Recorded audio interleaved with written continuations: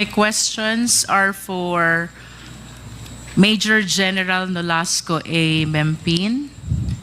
Good afternoon, sir. Good afternoon, ma'am. Your Honor. You are the former Undersecretary for Administration of the Department of Education. That was during the stint of former Secretary, Vice President Sara Duterte. Do you confirm? Major General, Former Major General Nolasco, Nolasco, you're recognized by the chair.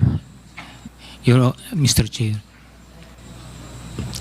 Mr. Chair? Please answer the question of Congresswoman Luistro.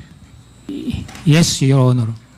So you confirm having been appointed as Undersecretary for Administration of DepEd. That was during the time of former Secretary, Vice President Sara Duterte.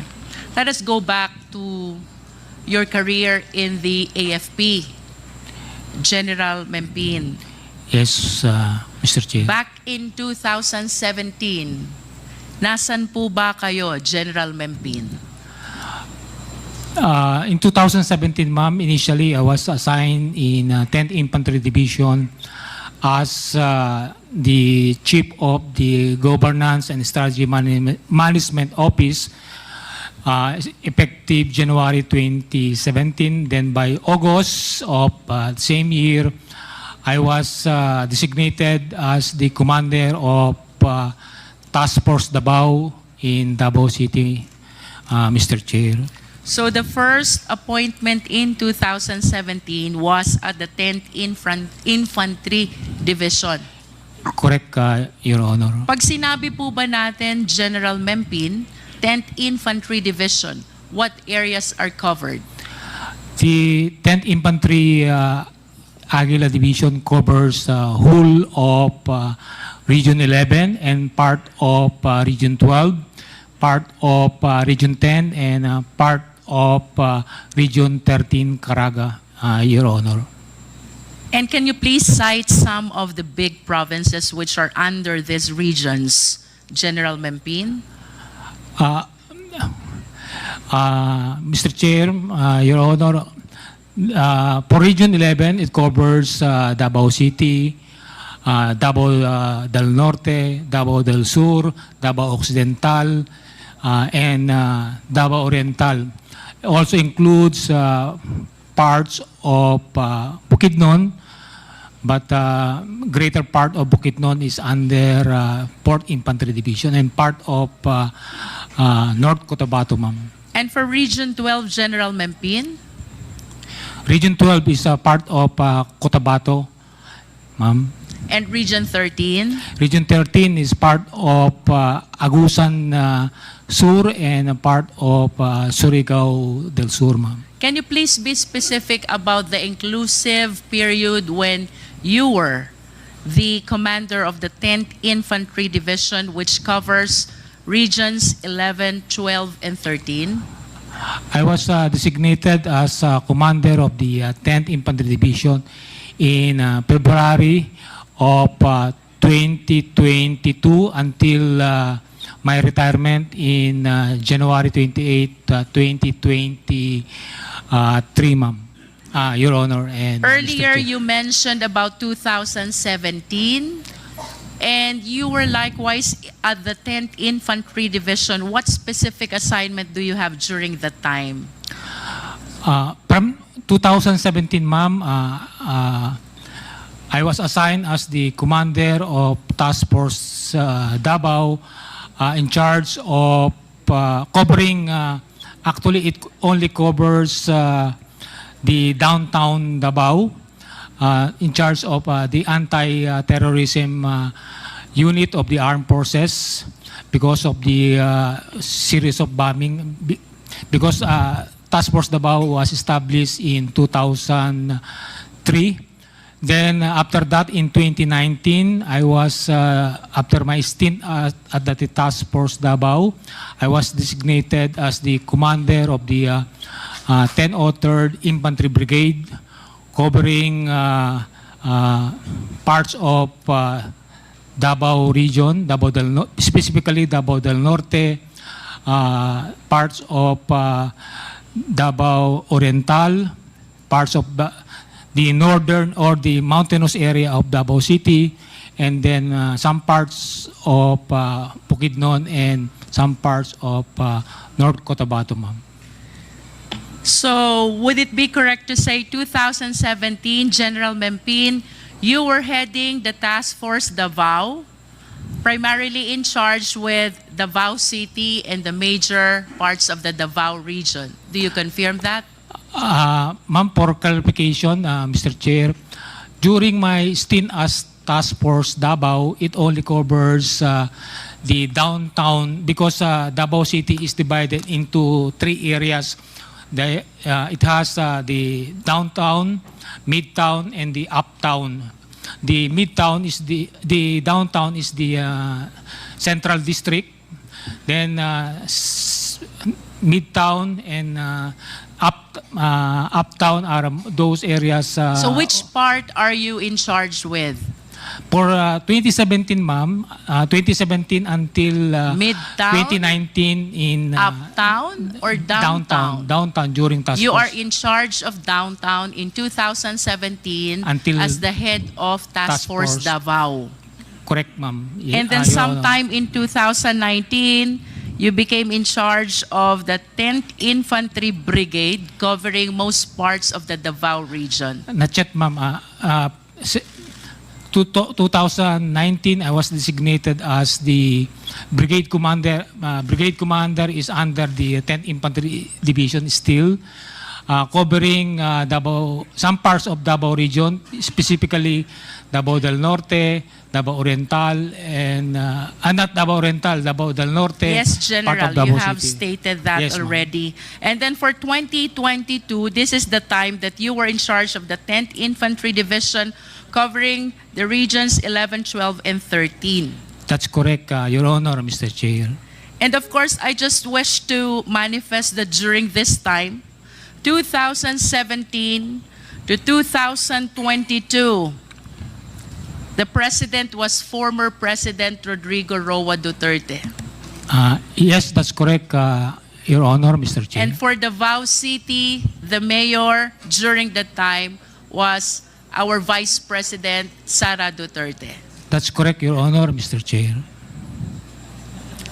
And considering that you are taking care of the regions, the provinces, and the city, which are considered the hometown of the president, may I know, was there any marching order coming from the president having assigned to those places? Actually, because as member of the armed forces, our main objective is to ensure, to protect the people and secure the territory for our sovereignty. So basically for the Army or the 10th Infantry Aguila Division, our focus is on insurgency problem. While in Davao City, during my stint as Task Force Davao Commander, is for the extreme terrorism, like bombing of the extreme With all due terrorists. respect, General Mempin, I hope you will be responsive to the question because Davao, of course, is the place of the former president. So this representation is interested whether in your assignment in 2017, 2019, and 2022, all pertaining to the Davao region. Mayroon po bang specific na marching order ang presidente, considering that these places are his home places? I have not received any specific instructions, but Thank you, General Mempin. I think you have answered the question already. Thank you, Your Honor. How Mr. about Chair. any marching order from the Vice President during your stint as Task Force Davao head?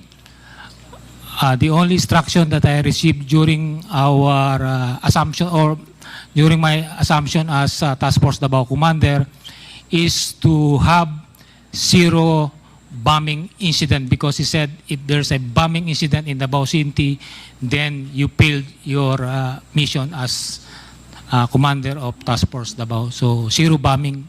That's the specific instructions of former Mayor Sara Duterte. I wish to remind you of the article which was published in Sunstar. Ang sabi po ng ating Vice Presidente noon ay City Mayor, kayo po ang head ng Task Force Davao. Don't sleep, don't breathe, don't embarrass me. Do you confirm that? That's correct. I still have the newspaper on that, ma'am.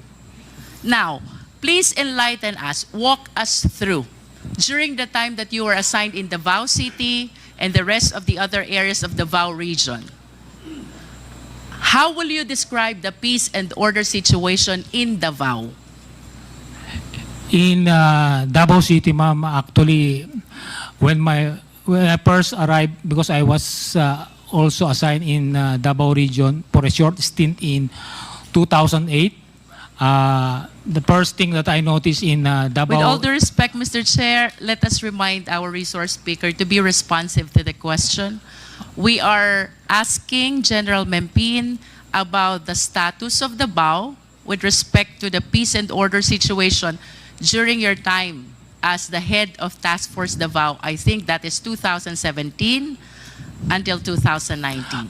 For the Davao, downtown Davao, ma'am, it is very peaceful, but still the threat of terrorism is there. So the existence of Task Force Davao is still In the scale needed. of 1 to 10, 1 being the lowest and 10 being the highest, how peaceful is Davao? 10, ma'am, because up to now, no 10. incident of terrorism. So that confirms the description of Colonel Garma in one of our hearings that Davao is one of the most livable city in the Philippines. You agree with that? Yes, Your Honor, Mr. Chair. And of course, you're one of the reasons why you are able to maintain, or you were able to maintain, such level of peace and order in Davao City because you were the one in charge, the partner of the LGU. May we ask, General Mempin, ano po ba ang mga programang ginawa ninyo sa Davao City to be able to achieve the level 10, the highest score in terms of peace and order that you just gave to Davao City? To be candid about it, ma'am, actually, I just continue what my predecessors have done because when I assumed in 2017, General Mempin, kindly focus on the programs. Ano po yung programs na inyong in-implement?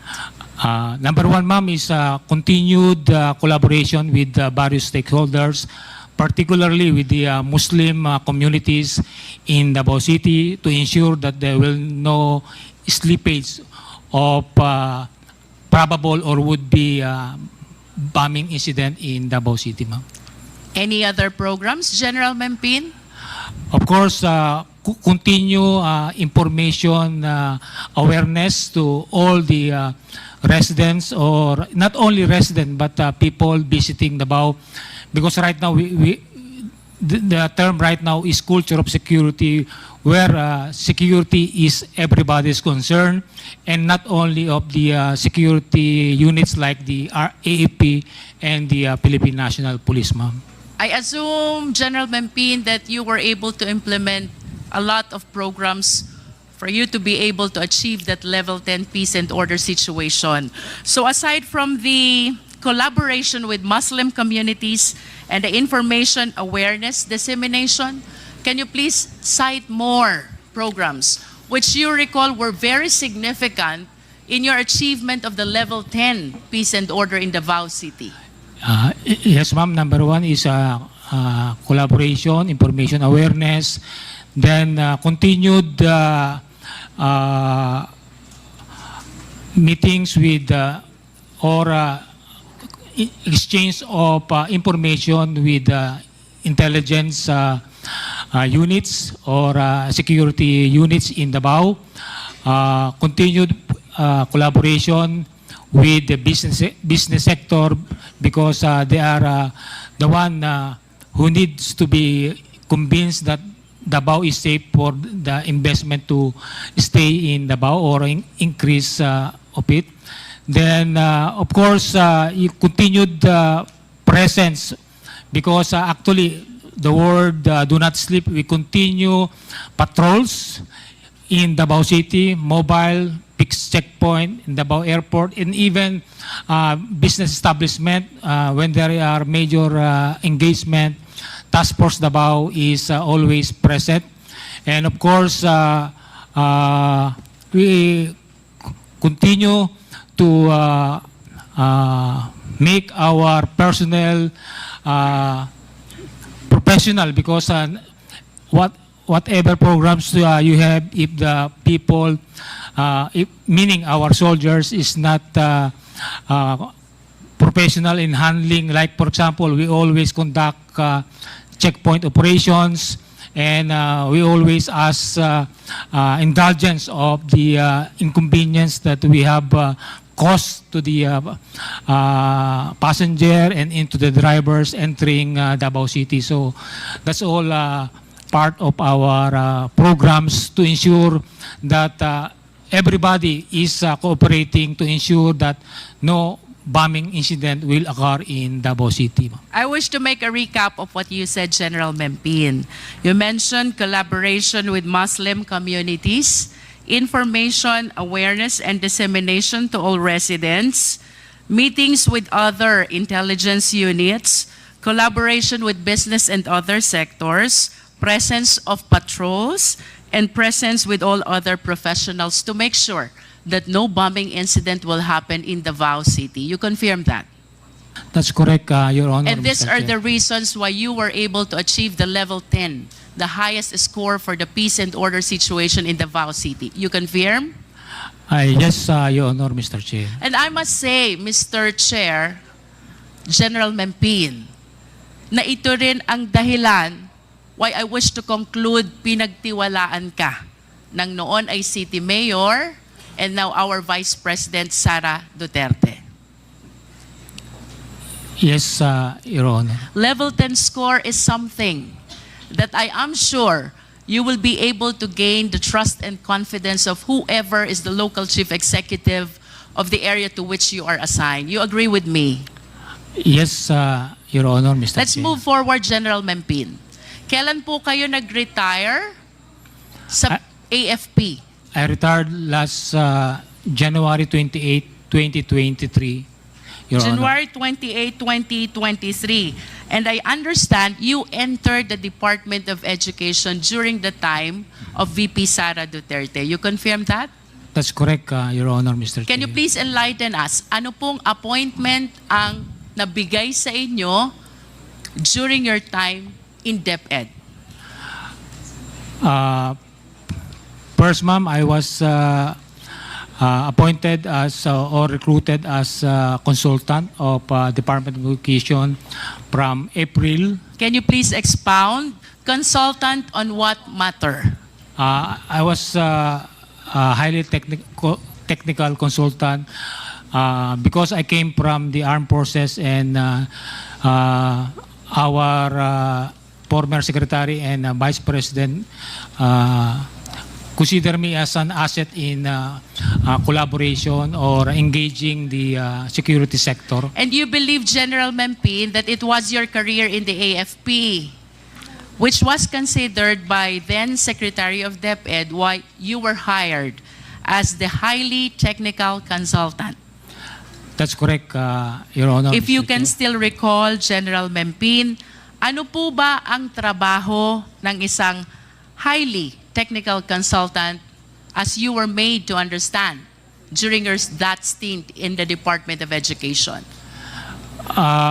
When you become a highly consultant, meaning the unit or the agency could not have it on its own personnel. That's why they could engage or hire the services of a consultant, ma'am. For the information of the Filipino people, General Mempin, please allow me to share the functions which were under your position as highly technical consultant. 1, provide high-level policy advice on topics agenda that are confidential in nature. 2, provide guidance, technical oversight, and expert advice to DepEd in the development of various programs in all levels of governance on safety and security. 3, engage and collaborate with other departments and security-related services.